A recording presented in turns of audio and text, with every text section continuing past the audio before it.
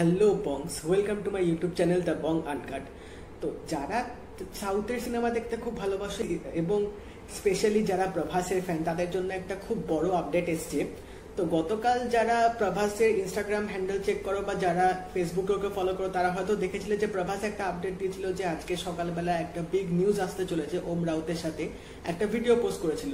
তো আজকে সকালবেলা আপডেটটা এসে গেছে, সেটা হচ্ছে প্রভাসের আপকামিং ফিল্ম প্রভাস 22, যেটা ওম রাউতের সাথে করছে। তো সিনেমাটার নাম হচ্ছে আদি পুরুষ, যেটার আজকে পোস্টার রিলিজ হয়ে গেছে। তো এই ফিল্মটা ভূষণ কুমার প্রডিউস করছে, ওম রাউত ডিরেক্টর, আর প্রভাস এই লিড ক্যারেক্টারে এখানে প্লে করছে। পোস্টারটার মধ্যে আমরা দেখছি বজরং বলিকেও দেখাচ্ছে, সাথে রামকে দেখাচ্ছে, এবং আমরা যদি একটু ভালো করে দেখি যে রাবণের 10টা মাথাও কিন্তু পোস্টারটার মধ্যে আছে।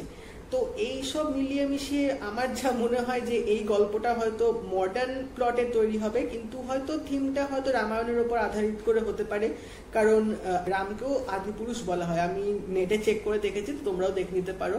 এখানে ফিল্মটার নামও আদিপুরুষ। তো হয়তো কোথাও একটা রামায়ণের হয়তো ছাপ এই ফিল্মটার মধ্যে থাকতে পারে। প্রভাসের হচ্ছে প্রথম যে ফিল্মটা আসবে সেটা হচ্ছে রাধেশ্যাম, যেটা পূজা হেগড়ের সাথে হচ্ছে, আর তারপর তো দীপিকার সাথে একটা ফিল্ম হচ্ছে। তো এই ফিল্মটা তারপরে শুটিং হবে। তো এই ফিল্মটা তো 2021-এ শুটিং হওয়ার কথা আছে, যা আমি গুগলে পড়ে দেখলাম, এবং 2022-এ এটা চেষ্টা করছি রিলিজ করার। তো সবচেয়ে স্পেশালি যেটা ইন্টারেস্টিং লাগছে সেটা হচ্ছে ওম রাউত এখানে ডিরেক্টর। যা যা তানাজি দেখেছো তারা ভালো করে জানো যে ওম রাউত একটা পিরিয়ডিক্যাল ফিল্ম, একটা ওয়ার্ড থিম নিয়ে একটা সিনেমা কি সুন্দর ভালো করে করে। তানাজিতে যে ভিজুয়াল এফেক্টস দিয়েছে, যেভাবে অ্যাকশনটা কোরিওগ্রাফ করেছে, যেভাবে ডিরেকশনটা দিয়েছিল, দেখার মতো ছিল।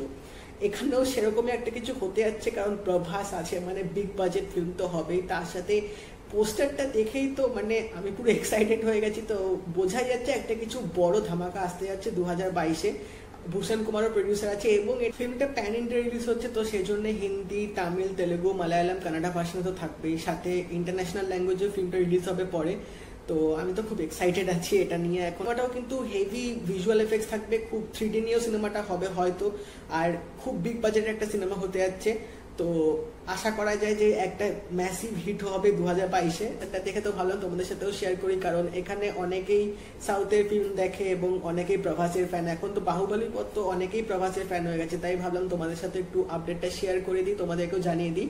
আর আমার পোস্টারটা দেখে কি মনে হলো সেটাও মতামত তোমাদের জানালাম।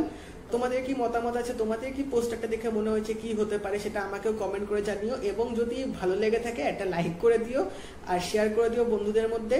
আর নতুন হলে কিন্তু অবশ্যই চ্যানেলটা সাবস্ক্রাইব করে দেবে আর বেল নোটিফিকেশনটা অন করে রাখবে, তাহলে আমার এরকম নেক্সট রিয়াকশন বা নেক্সট রিভিউ আসলে কিন্তু তোমরা অবশ্যই দেখতে পাবে। তো দেখা হবে তাহলে পরের ভিডিওতে। বাই।